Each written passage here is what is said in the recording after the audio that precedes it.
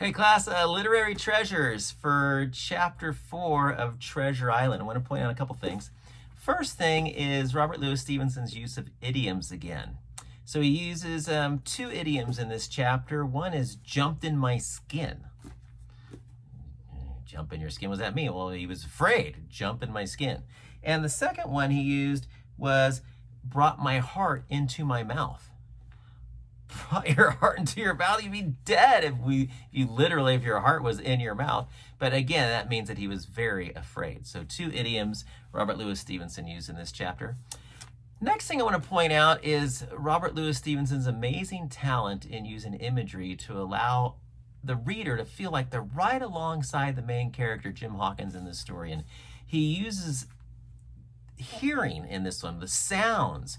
And so it allows us to imagine what is really being heard in this chapter. And he does it in a few places extremely well in this chapter. So I want to kind of reread a couple parts to you.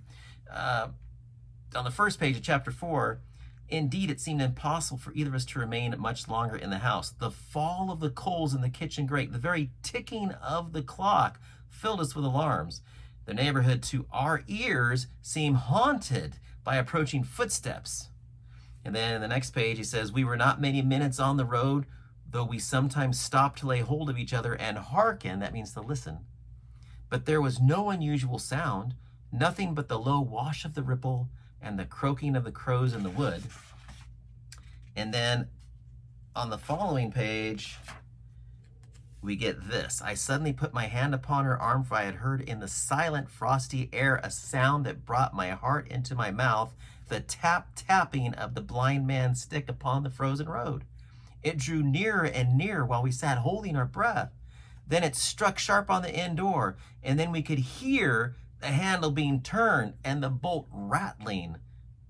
These are great images of sound. I mean, you can imagine what Jim Hawkins is hearing. And Robert Louis Stevenson is really good at this. So just want to make sure I point that out to you.